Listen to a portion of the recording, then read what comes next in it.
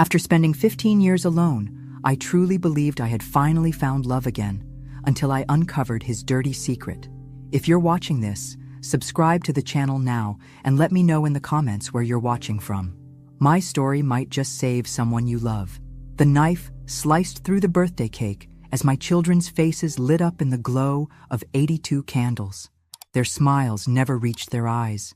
I could feel it, that subtle current of impatience as I prepared to speak. Before we eat, I'd like to say something about your father. Today would have been our 57th anniversary, and I remember how he used to— Mom, Michael interjected, his phone buzzing beneath the table. We've heard this story 1,000 times. I caught the look that passed between my children, Michael checking his work emails, Diane whispering to her husband about their summer home renovation, and Patricia texting her new boyfriend under the table. My 5 grandchildren formed a wall of downturned faces, illuminated by the blue glow of their screens. Of course, I smiled, swallowing the memories whole. Let's eat. Later that night, I sat alone in my Victorian home, 15,000 square feet of emptiness filled with antiques and echoes. Martha, my personal assistant of 30 years, helped me up the stairs, her own movements hindered by severe arthritis. Edward called about the annual investment review, she mentioned, referring to our family attorney. At 75, Martha's body was failing, but her mind remained razor-sharp. Shall I schedule him for next week? Yes, that would be fine. My voice sounded hollow even to my own ears. Eleanor, Martha paused at my bedroom door, her eyes soft with concern. Are you all right? Perfectly fine, I lied. Just tired from all the excitement. After she left, I moved to my vanity, staring at the reflection of a stranger. 15 years a widow, 82 years old, wealthy beyond measure and poorer than I'd ever been. I touched the photo of Robert on my nightstand. His death had never made sense to me. A sudden heart attack, they said. But the hospital seemed in such a rush, the explanations so vague. When I questioned the details, they dismissed me as a confused widow in mourning. That night, for the first time in years, I allowed myself to cry. Not delicate tears, but body-racking sobs that left me gasping. I cried for Robert, for my children's indifference, for the emptiness that my considerable fortune couldn't fill. I never expected that 2 months later I would be laughing in a farmer's market with a silver-haired stranger as he helped me pick up apples I'd knocked over. I never imagined that his warm southern drawl would become the voice I most longed to hear. And I certainly never dreamed that Richard Parker, with his kind eyes and gentle hands, would be the man who planned to destroy me. But that's getting ahead of myself. First, let me tell you about the day in March when I dropped those apples and a seemingly kind man knelt down to help me, the day I mistook a predator for a savior. These apples know what they're doing, always making a break for freedom, he said, kneeling beside me on the farmer's market floor, his silver hair catching the morning light. I laughed, a genuine sound that startled me. How long had it been since I'd laughed like that? I'm Richard Parker, he said, handing me the last apple with a slight bow. A younger man stood nearby, smiling politely. And that's my nephew, Jason. Eleanor Blackwood, I replied, suddenly conscious of my appearance. I'd left the house without Martha for the first time in months while she attended a doctor's appointment for her worsening arthritis. Would you join me for coffee, Eleanor? Richard asked, his southern accent gentle on my name. Unless you have someone waiting? No one's waiting, I admitted, the truth of those words heavier than I intended. At the Market Cafe, our conversation flowed effortlessly. Richard spoke of moving to Connecticut to be closer to Jason, his only family, after losing his wife to cancer 5 years earlier. Grief makes strange companions of us all, he said, stirring his coffee. Some days I wake up and for a split second I forget she's gone. I know exactly what you mean, I whispered, the recognition of shared loss creating an instant bond between us. 2 hours passed like minutes. As we prepared to leave, Richard hesitated. I'd very much like to see you again, Eleanor. Would that be something you might consider? My heart fluttered like a teenager's. I'd like that. That evening, Martha listened as I recounted the encounter, her expression shifting between happiness and concern. Just be careful, Eleanor. You're a wealthy woman, and there are people who— It was just coffee, Martha, I interrupted, though the warmth in my cheeks betrayed me. Nothing more. But it was more. Much more. Over the next 3 months, Richard became the center of my world. We walked through parks where cherry blossoms rained around us. We attended the symphony where his hand found mine during Debussy. We discussed books over lunches that stretched into dinners. He listened, truly listened, to stories my own children had long ago tired of hearing. "Tell me again about the time you and Robert got lost in Paris," he'd say, leaning forward with genuine interest. Edward, my attorney, noticed the change in me during our annual investment review. "I saw you with a gentleman downtown last week," he mentioned carefully. "A new friend?" When I told him about Richard, Edward suggested a background check. "Standard procedure for clients of your standing." I declined, feeling offended at the implication. Richard wasn't some fortune hunter. He was a gentleman who made me feel alive again. In July, when my children canceled our Sunday dinner, claiming busy schedules, Richard and Jason appeared at my door with wine and groceries. "We thought you shouldn't dine alone," Richard said, his eyes crinkling with warmth. That night, as we cooked together in my kitchen, Richard mentioned he was looking for a more permanent place to stay. The words left my mouth before I could reconsider. "The cottage on my property has been empty for years." The smile that spread across his face made my heart soar. I had no idea I'd just invited the wolf into my garden. "Are you sure about this?" Edward asked, sliding the rental agreement across his mahogany desk. His office smelled of leather and caution. "It's just the cottage, Edward, not the crown jewels." I signed with a flourish, imagining Richard's face when I told him. "And you've known this man for 4 months?" Edward's tone was measured, his eyes searching mine. "Some people know each other for decades and remain strangers," I countered. "Others connect instantly." He nodded slowly. "I've included a 6-month term with a clear termination clause, just as a precaution." When I told my children about Richard and Jason moving into the cottage, their reactions ranged from skeptical to hostile.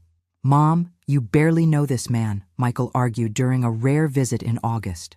"Who is this Richard person anyway?" Diane demanded. Patricia was blunter.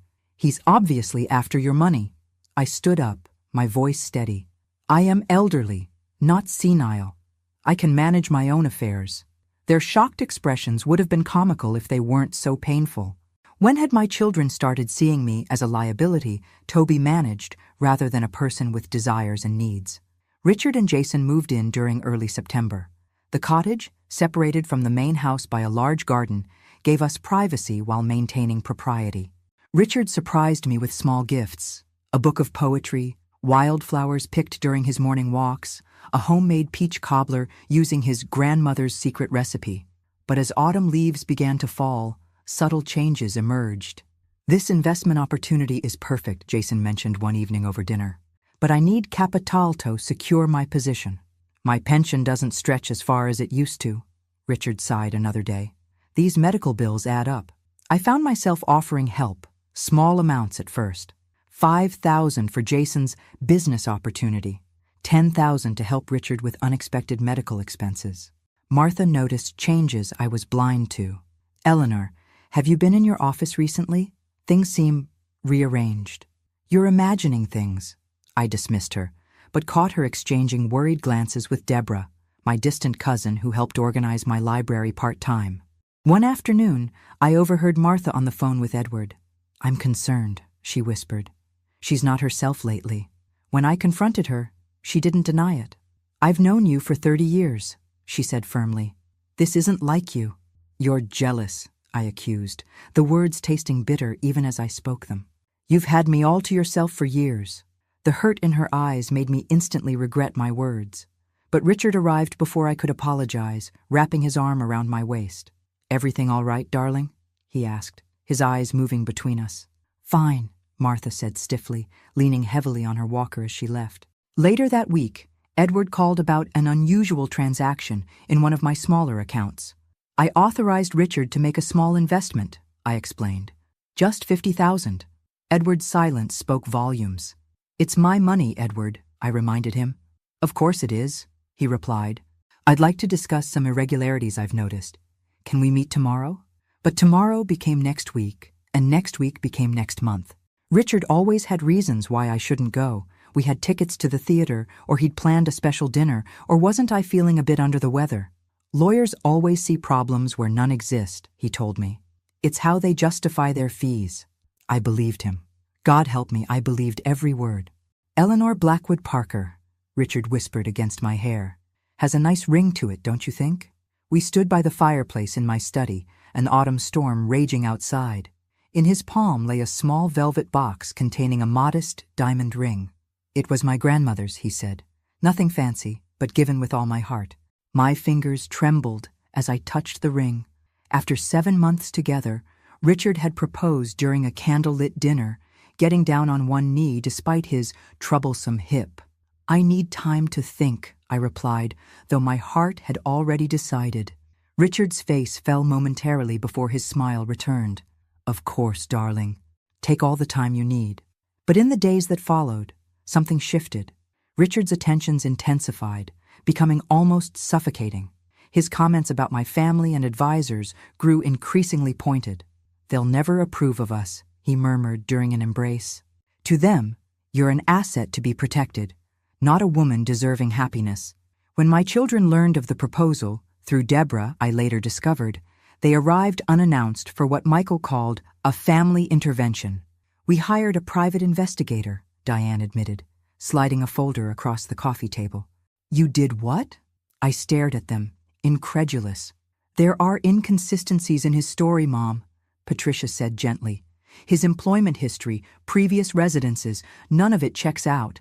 I reviewed the report with growing unease, but when I confronted Richard that evening, his explanation seemed plausible. Identity theft, he sighed, looking exhausted. Years ago. It's caused endless confusion in my records. He took my hands in his. Do you really think I'd lie to you, Eleanor? The hurt in his eyes made me feel like a monster for doubting him. Over the next weeks, Richard subtly isolated me further. He suggested Martha was becoming too confused to work effectively. He questioned Edward's competence. He nurtured my resentment toward my children who never cared about your happiness until someone threatened their inheritance. I found myself agreeing with him more and more. When Richard proposed a small ceremony in Las Vegas before Christmas, I agreed, but insisted on a prenuptial agreement. If you really trust me, why the legal precautions? He asked, his voice tinged with disappointment. It's not about trust, I assured him. It's about doing things properly. Richard reluctantly agreed, but suggested using an attorney he'd met through connections at the golf club to expedite the process. Edward was alarmed when I mentioned an outside attorney. When he finally reviewed the document, his concerns were immediate. Eleanor, these clauses buried in Section 12 would effectively give him control over— You're overreacting, I interrupted, Richard's words echoing in my mind. You're just trying to create problems. We married in a small Las Vegas chapel in mid-December, with only Jason and Martha as witnesses. I'd insisted Martha attend, despite Richard's objections. She's been with me 30 years, I said firmly. She'll be there. Martha's expression during the ceremony haunts me still, a mixture of resignation and deep sadness. Upon our return, I discovered my children had organized a separate Christmas celebration without inviting me. The family rupture, though painful, drove me further into Richard's arms. We don't need them, he assured me, kissing my forehead. We have each other now. I didn't notice how his eyes lingered on the safe in my office, or how he smiled when I turned away. Just sign here, darling. Richard's finger tapped the bottom of the document. It's just routine paperwork for that joint account we discussed. January 2025 had brought heavy snow that isolated us in the main house. Richard had gradually moved his belongings from the cottage, leaving Jason to occupy it alone. Shouldn't I read it first? I asked, reaching for my reading glasses. Richard's laugh was light, but carried an edge I'd never noticed before. It's exactly what we discussed. No need to strain your eyes with all that legal jargon. Isined, ignoring the unease settling in my stomach. Martha's visits had reduced to once weekly due to her worsening health. During her last visit, she dropped a teacup when Richard entered the room unexpectedly. The fear in her eyes was unmistakable. Your assistant seems increasingly unsteady, Richard commented after she left. Perhaps it's time to consider a replacement. Martha has been with me for decades, I replied defensively. And you've been more than generous, he soothed. But at some point, Loyalty must yield to practicality. That night, I found myself studying Richard's face as he slept beside me. The kind gentleman who'd helped me pick up apples seemed like a distant memory. This man, my husband of barely a month, somehow looked different in repose. Harder. Calculating. I dismissed the thought as ridiculous. In February, Richard and Jason mentioned a 3-day business trip to finalize an important investment with part of my money, $200,000 I'd authorized for what Richard described as a guaranteed return. The morning after they left, Martha arrived looking unusually determined. She wasn't alone. Her grandson Troy, a computer science student who occasionally helped with my technical issues, accompanied her. "Eleanor, we need to talk," Martha said, her voice stronger than I'd heard in months. "If this is about Richard—" "It is." Martha nodded to Troy, who opened his laptop. "Troy installed security cameras in your office last month at my request." "You did what?" I felt anger rising. "How dare you?" "Please, just watch," Troy said quietly. The screen showed Jason systematically photographing documents from my desk when I wasn't home. Another clip revealed Richard and Jason in intense conversation. "The old lady is making everything so easy," Richard laughed, his voice completely different from the gentle tone he used with me. "Once we have access to the main accounts, we'll transfer everything and disappear." My world collapsed in that moment. I watched numbly as Troy showed me more evidence. Emails between Richard and Jason discussing their exit strategy, searches on my computer for information about my accounts, and most devastating, a background check revealing Richard Parker's true identity. Gerald Simmons, a known con artist who targeted wealthy widows. "Edward's been investigating," Martha explained. "Jason isn't his nephew, he's his son. They've done this before." I felt physically ill. How much have they taken?" "About $500,000 so far," Troy said gently. "But they were planning something bigger. They're coming back tomorrow, expecting to access your main accounts." My shock gave way to something else, something cold and hard and clarifying. I thought of my late husband, Robert, who'd built his business empire through strategic thinking. "He always said the best defense is a strategic offense," I murmured. Looking up at Martha and Troy, I straightened my shoulders. "Call Edward, tell him to bring the police, but not until I say so." "What are you planning?" Martha asked. "They think I'm a helpless old woman," I replied, my voice steady. "It's time to show them how wrong they are." "How was your trip?" I asked, pouring Gerald. I couldn't think of him as Richard anymore. A glass of his favorite bourbon. My hands didn't shake at all. "Productive," he replied, settling into the armchair in my study. Jason stood by the fireplace, examining the antique clock on the mantel. "I'm glad to hear it." I smiled, sipping my own drink. "While you were gone, I've been thinking about our future." Gerald's eyes sharpened with interest. "Oh?" "Yes." I moved to my desk, retrieving a folder. "I've been going through some of Robert's papers. Did I ever mention the offshore account he established in the Cayman Islands?" The barely concealed flash of greed in Gerald's eyes sickened me. "No, I don't believe you did," he replied carefully. "It's substantial," I continued, watching their reactions. "Robert was always cautious about taxes. The account hasn't been touched since his death." Jason moved closer, his facade of respectful interest slipping. "How substantial are we talking, Eleanor?" 8 figures, I said quietly, "but accessing it requires specific documentation. Robert was very particular about security." Gerald leaned forward, his mask of affection completely gone now. "And you have this documentation?" "Some of it." I pulled out several official-looking papers, actually worthless documents Troy had helped me create. "The rest is with Edward." "Your lawyer?" Gerald frowned. "Why involve him?" "Legal necessity, unfortunately." I shrugged. "But we have an appointment tomorrow to complete the paperwork. By this time next week, we could access everything."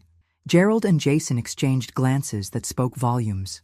"That's wonderful news," Gerald said, reaching for my hand. "You know I only want what's best for us." "I know exactly what you want," I replied, my voice hardening. "Gerald." His hand froze midair. "What did you call me?" "Gerald Simmons," I repeated. "That is your real name, isn't it? Or do you prefer to be called by the name you used in Arizona? Or was it Florida where you last targeted a widow?" His face transformed, charm giving way to cold calculation. "You've been busy while we were gone. You really thought I was just a helpless old woman, didn't you? So desperate for affection that I'd hand over everything I've worked for without question. Gerald stood, his posture menacing. You don't understand the situation you're in. I understand perfectly. I pressed a small button under my desk, the signal to Edward and the police waiting outside. The question is, do you? Jason moved toward the door, but it opened before he reached it. Edward entered, followed by 2 police officers. Gerald Simmons, Jason Simmons, the lead officer announced, you're under arrest for fraud and elder financial abuse. What happened next unfolded in slow motion. Gerald lunged toward my desk, grabbing the fake documents. Jason shoved past Edward toward another exit. The officers pursued, but in the confusion, both men escaped through the garden door. They won't get far, Edward assured me, his arm around my shoulders. The police have the perimeter covered. But as I surveyed my violated home, I knew this wasn't over. Gerald and Jason might be caught, but the damage they'd done to my trust, my dignity, my sense of safety, couldn't be undone by handcuffs alone. Are you all right? Martha asked, entering the room after the commotion subsided. No, I admitted honestly, but I will be. We recovered most of the documents they took, Detective Wilson said, placing a folder on my kitchen table 3 days later. And we've frozen the accounts they accessed. But I have to be honest, Mrs. Blackwood, recovering your money will be challenging. Gerald and Jason had been captured attempting to cross the Canadian border with fake passports and $150,000 in cash from my accounts. How many others? I asked quietly. The detective hesitated. We've identified 3 other victims in different states. Similar pattern. He targeted wealthy widows, established relationships over several months, then systematically drained their accounts. Edward, seated beside me, opened the folder. What about Deborah Lewis? Eleanor's cousin? I stared at him. Deborah? What does she have to do with this? The detective exchanged a glance with Edward. Ms. Lewis has been questioned. Her bank records show several large deposits coinciding with Mr. Simmons's appearance in your life. She's been helping them? The betrayal felt like a physical blow. Deborah, who had organized my library for years, who had joined family dinners, who had access to my personal papers and schedules. She's admitted to providing information about your routines and finances, Detective Wilson confirmed. She claims Gerald approached her months before accidentally meeting you at the market. The calculated nature of the deception made me physically ill. Nothing had been real. Not our first meeting, not his stories, not his touch. All engineered to gain access to my wealth. We found this in their hotel room, the detective added, sliding a notebook toward me. It appears to be Gerald's observations. I opened it with trembling hands. Pages of detailed notes about me, my routines, preferences, insecurities, cruel assessments of my appearance and behavior, strategies for manipulation, my entire relationship reduced to a predatory playbook. Subject responds well to physical affection, I read aloud, my voice hollow. Becomes pliant and agreeable after compliments about appearance. Mention deceased husband to trigger emotional vulnerability. Martha reached over, gently closing the notebook. You don't need to read anymore. But I couldn't stop. I flipped to the last entry, dated just before their final business trip. Eleanor increasingly suspicious. Time to accelerate extraction and exit strategy. Jason will secure remaining documents while I finalize access to primary accounts. Target value approximately $10 million accessible, potential $30 million through posthumous inheritance. The clinical coldness of the words froze my blood. Posthumous inheritance? The detective and Edward exchanged glances. We believe they may have been planning. Edward paused, choosing his words carefully. They were going to kill me. I finished for him, the truth crystallizing with terrible clarity. After getting access to everything, they were going to arrange an accident. The room spun around me. All those nights I'd slept beside him, vulnerable and trusting. All those meals he'd prepared with his special ingredients. The way he discouraged my blood pressure medication, claiming natural remedies were better. I want a full toxicology screening, I said suddenly. Hair, blood, everything. Edward nodded. I've already arranged it. The doctor will be here in an hour. That night, alone in my bedroom, I couldn't bear to sleep in the master suite we'd shared. I found myself staring at Robert's photograph. You tried to warn me, I whispered, remembering my suspicions about his death. All those hospital irregularities, I questioned. You were trying to protect me even then. Something shifted inside me, grief hardening into resolve. I'd spent months as a victim, manipulated and deceived. But now, with Gerald and Jason in custody and the full extent of their scheme exposed, I had a choice. I could retreat into shame and fear, or I could transform this nightmare into something meaningful. The next morning, I called Michael. "I need your help," I said when he answered, my voice stronger than it had been in months. "It's about your father's death. I think you were right. Something wasn't right about it." "Mom?" His surprise was evident. "What's going on?" "I'm through being manipulated and silenced," I told him. "It's time to uncover the truth, all of it." As I hung up, I caught my reflection in the mirror. The woman staring back at me was changed, eyes clearer, jaw firmer, shoulders squared. Gerald had awakened something in me he never intended. Not just anger, but purpose. "Mrs. Blackwood, you understand this case will be difficult to pursue after 15 years? The medical malpractice attorney leaned forward across his desk, his expression grave. "The statute of limitations can be extended in cases of fraud or concealment," I finished for him. "Which is exactly what happened with my husband's death." Michael sat beside me nodding. "The hospital altered records. We have evidence." It had been 3 weeks since Gerald's arrest in March. While the fraud case against him proceeded, I'd launched investigations of my own. Starting with Robert's suspicious death, Michael had finally revealed what he'd discovered years ago. Discrepancies in Robert's medical reports suggesting negligence that likely contributed to his heart attack, followed by an institutional cover-up. "Why didn't you tell me?" I'd asked him. "You were devastated, Mom. I thought knowing would only cause more pain." He'd looked away, and then it seemed too late. The attorney reviewed our evidence. Inconsistent timestamps on medical records, missing pages from Robert's file, and statements from a retired nurse who remembered irregularities in the case. "I'll take it," he decided. "But the process will be grueling." "I've survived worse," I replied. Meanwhile, the toxicology tests confirmed my fears. Elevated levels of arsenic in my hair samples, consistent with low-dose poisoning over several months. Not enough to kill quickly, but enough to gradually weaken me, making any eventual accident more plausible. That evening I hosted a family dinner, the first since Gerald's deception. My children arrived looking nervous, as if entering a minefield. "Thank you for coming," I said, as we gathered in the dining room. Martha had outdone herself, preparing all our family favorites, despite her arthritis. "Mom, we're so sorry," Diane began. "We should have—" I raised my hand. "No apologies tonight. I made my own choices." "But we saw the signs," Patricia insisted. "And instead of really talking to you, we just judged." "And I pushed you away," I acknowledged. "We all contributed to the distance between us." Michael poured wine for everyone. "To new beginnings, then?" "And to truth," I added, meeting each of their eyes. "No more secrets, no more avoiding difficult conversations." As dinner progressed, the tension gradually dissolved. We talked about Robert's case, about the ongoing investigation into Gerald's network, about my children's lives and concerns. When my grandson Jacob asked how I'd discovered Gerald's true identity, I credited Martha and Troy. "Troy set up cameras?" Patricia looked impressed. "Smart kid. Smart enough that I've asked him to overhaul all my security systems," I confirmed, "and to help me understand more about what Gerald was doing with my accounts." My children exchanged glances. "What are you thinking, Mom?" Michael asked cautiously. "I've been contacted by Gerald's other victims," I explained.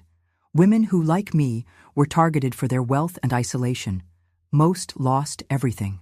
"That's terrible," Diane murmured. "Yes, it is. And it's also preventable." I straightened in my chair. "I'm thinking about creating a resource center for seniors vulnerable to these schemes. Education, protection, legal assistance." "Mom, that's a wonderful idea," Patricia said. "I'll need help," I continued. "Michael, your technology expertise would be invaluable. Diane, your PR background could raise awareness. Patricia, your counseling experience could help develop support resources." For the first time in years, I saw something in their eyes besides obligation or concern. I saw respect. Later, as my family prepared to leave, Michael lingered behind. I found something else in Dad's papers, he said quietly. Letters he wrote to you, never sent. They were in his office safe. He handed me an envelope, yellowed with age. I think you should read them. Alone in my study, I opened the first letter with trembling hands. My dearest Eleanor. Robert's familiar handwriting brought tears to my eyes. If you're reading this, something has happened to me. There are things I never told you, threats to our family that I handled alone to protect you. I read through the night, absorbing Robert's secret battles with business rivals who'd eventually targeted his health. By dawn, I understood not just how my husband had died, but how he'd lived, protecting us until his final breath. I placed the letters in my safe, then called Edward. I need you to set up a meeting, I said when he answered, with Detective Wilson and the prosecutor handling Gerald's case. I have new information that changes everything. The prosecution offers 3 years with possibility of parole, Gerald's attorney announced in the courthouse conference room, in exchange for full cooperation regarding his other victims. It was early May, and 6 weeks had passed since Gerald's arrest. I sat across from him, separated by a table and 15 years of deception. Not good enough, I replied, my voice steady. Gerald looked different in his orange jumpsuit, smaller somehow. His charm evaporated without tailored suits and practiced smiles. His eyes, however, remained calculating. Mrs. Blackwood, the prosecutor began, this is actually a reasonable 3 years for destroying multiple lives? For a scheme that included plans to murder me? I shook my head. Unacceptable. Gerald's attorney leaned forward. Murder accusations are completely unfounded. We have his notebook, I interrupted. His references to posthumous inheritance and detailed notes about my medication. The prosecution has my hair samples showing elevated levels of arsenic, consistent with slow poisoning. The room fell silent. That's circumstantial, Gerald's attorney argued, but with less conviction. Perhaps. I opened my handbag, removing Asmol envelope. But we also have these. I slid across photographs of pill capsules that had been carefully opened and refilled with white powder. Troy had found them hidden in Gerald's personal items left behind during his hasty escape. Laboratory analysis confirmed they contained arsenic compounds. The prosecutor straightened, suddenly alert. This is the first I'm seeing these. My security consultant discovered them while securing my property. We've already provided them to Detective Wilson. Gerald's face contorted with rage. You manipulative, Mr. Simmons, his attorney warned, too late. 15 to 20 years, I stated calmly. No possibility of parole for at least 12. Full restitution to all victims. Or we go to trial with this evidence and pursue maximum sentences. The meeting ended with Gerald being escorted out, his threats echoing down the hallway. His attorney remained behind, suddenly eager to negotiate. Outside the courthouse, Edward squeezed my shoulder. You've changed, Eleanor. No, I corrected him. I've remembered who I always was. That evening, I received an unexpected visitor. Jason Simmons, released on bail while awaiting his separate trial, stood on my doorstep looking nothing like the confident young man who had lived in my cottage. You shouldn't be here, I said through the security system. The restraining order? I know, he interrupted. I needed to apologize. I save it for the judge, I replied, turning to leave. Wait, he called desperately. There's something you should know. About Gerald's network. There are others involved, people you might know. I paused, then pressed the intercom again. Tell the police, not me. They won't believe me without evidence. His voice dropped. But I know where to find it. Information that could help the other victims recover their money. I studied his face on the security monitor. Was this another manipulation? Why come to me? I asked. Because you're the only one who outsmarted him, Jason admitted. And because I'm trying to fix what I can. For years, Jason had watched his father prey on vulnerable women.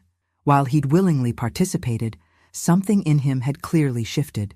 Perhaps seeing Gerald's willingness to poison an elderly woman had finally crossed a moral line even he couldn't ignore.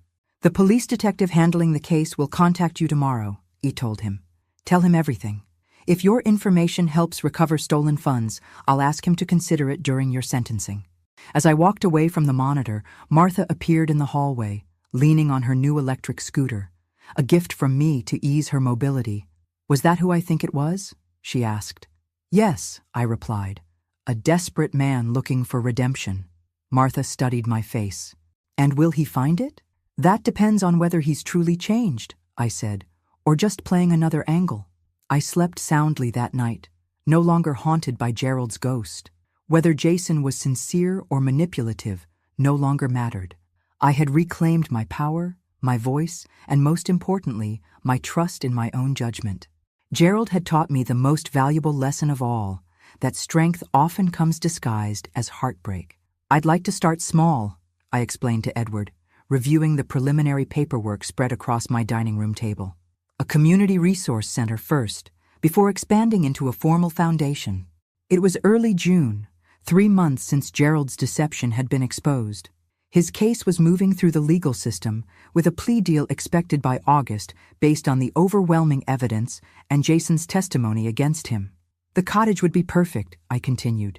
It's separate from the main house, but still on the property where I can oversee things. Edward nodded approvingly. Starting local makes sense. Build a model that works before scaling up. Martha entered with a tray of tea, her new assistant Sam helping navigate her scooter through the doorway. At 76, Martha had finally agreed to reduce her responsibilities, but remained enthusiastic about my new project. Troy called, she announced.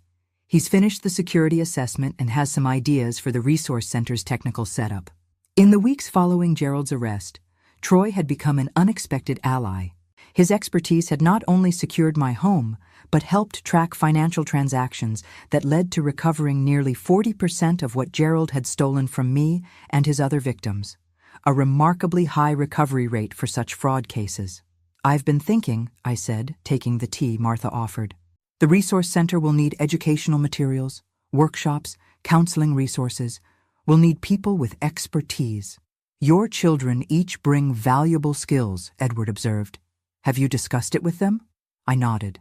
Michael's already designing a secure communication system for seniors to report suspicious activities. Diane's developing an awareness campaign. Patricia's creating a trauma support framework for victims. The doorbell rang and Sam went to answer it. Moments later, the room filled with my family. All 3 children, their spouses, and several of my grandchildren, carrying folders and laptops. Sorry we're late, Michael called. Traffic was terrible. Diane immediately began pinning concept boards to my cork wall. I've outlined the first 3 months of public messaging. We're focusing on empowerment rather than fear. Patricia set up her laptop. I've contacted 2 therapists who specialize in elder trauma. They're interested in providing pro bono services 1 day a week. I watched in amazement as my family transformed my dining room into a command center. My grandchildren offered perspectives on reaching younger family members who might notice warning signs in their grandparents. Troy arrived with flowcharts of security protocols. We've scheduled the cottage renovation to begin next week, Michael informed me. We should be able to open the resource center by September if everything stays on track. September? I echoed, surprised by the timeline. Too slow? Diane asked, misinterpreting my reaction. We could push harder, but no, it's just... I struggled to find words. 3 months ago, I was isolated, manipulated, nearly destroyed. And now you're fighting back, Patricia finished for me. And we're with you. Michael squeezed my shoulder. We should have been with you all along, Mom. We got so caught up in our own lives. What matters is now, I said firmly. And what we build from here. Later, as the impromptu meeting wound down, Troy approached with news about Jason's cooperation. His information led to 2 arrests in Florida, he reported quietly. Other members of Gerald's network, and they've recovered funds from offshore accounts. And Barbara? I asked, referring to Gerald's ex-wife, whom Jason had mentioned during our investigation. She had divorced Gerald decades ago after discovering his first scams and had been trying to track his activities ever since. She's agreed to speak at our first workshop, Troy confirmed. She brings a unique perspective, someone who saw the warning signs from the beginning. As my family departed with action items and timelines, I found myself standing in the garden, looking at the cottage that had housed my would-be destroyer. Workers would soon transform it into a place of protection and healing. Michael joined me, following my gaze. Are you sure you want to keep it?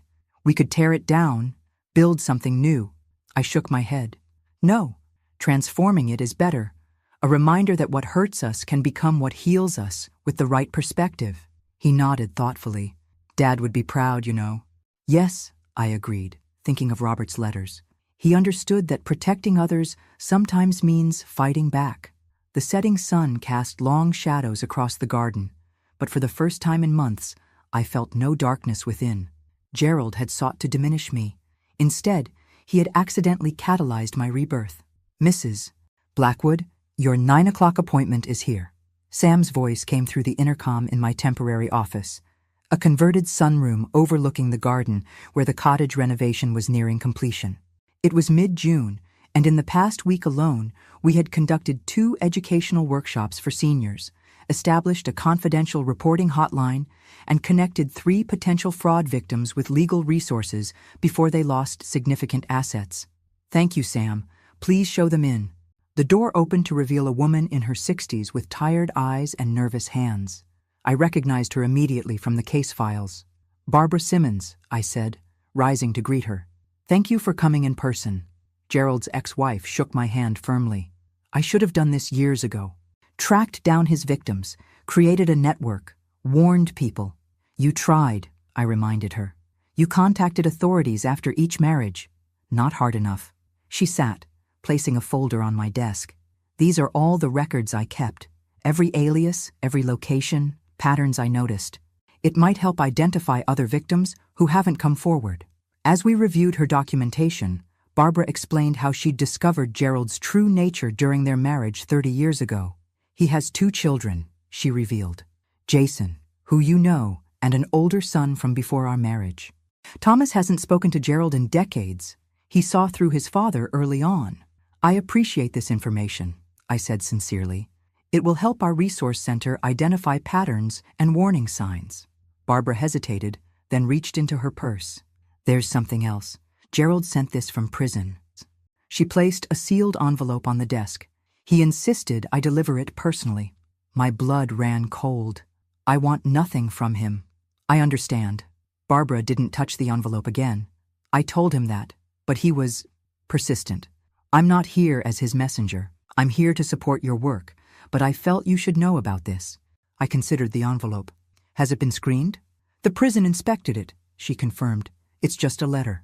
After Barbara left with promises to return for our next workshop as a speaker, I called Martha, now serving as the Resource Center's administrative director. Should I open it? I asked after explaining the situation.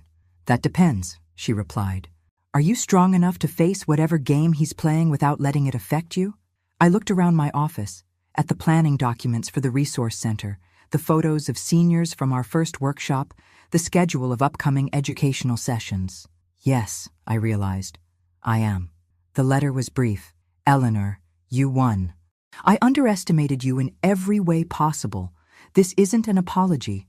I don't apologize, but I do recognize worthy opponents. You transformed from prey to predator with impressive speed. G.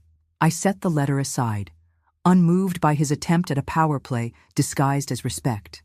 He still didn't understand. I hadn't become a predator. I'd simply refused to remain prey. That evening, my family gathered for our weekly dinner, a tradition we'd maintained religiously since reconciling. As we sat in the garden, watching the sunset paint the sky in brilliant oranges and purples, I shared Barbara's visit and Gerald's letter. He still doesn't get it, Patricia observed. He sees everything as a power game. Some people can't comprehend motives beyond their own, Michael agreed. As conversation flowed around me, I found myself observing rather than participating, taking in the tableau my life had become. My grandchildren arguing good-naturedly about politics, Diane showing Martha photos from her recent vacation, Troy discussing security protocols with Michael. 4 months ago, I'd been a lonely, diminished version of myself, wealthy in possessions but impoverished in purpose, connection, and self-knowledge. Gerald had intended to destroy me. Instead, his deception had shattered the protective shell I'd built around myself after Robert's death, forcing me to reassemble the pieces into something stronger, more authentic, and infinitely more powerful. As the evening light faded, I excused myself briefly and walked to Robert's memorial in the garden. You would be proud, I told his photograph, not of what happened, but of what came after. When I returned to the table, my youngest granddaughter Emma was sharing her plans to intern at the resource center during her summer break. "Grandma," she said, noticing me standing in the doorway, "I was just telling everyone I want to focus on developing peer education programs. Young people can help their grandparents recognize warning signs." I smiled, taking my place at the head of the table, not as a victim or a survivor, but as the architect of my own renaissance. "That's wonderful, Emma," I said, looking around at the family that had found its way back to me. "Education is our most powerful tool." At 83, with more scars than I'd ever anticipated and more purpose than I'd ever imagined, I finally understood what Gerald never could, that my value had never been in my wealth, but in my capacity to transform, to fall, to rise, and to help others do the same. And that, unlike money, was something no one could ever take from me. Thanks for listening. Don't forget to subscribe and feel free to share your story in the comments. Your voice matters.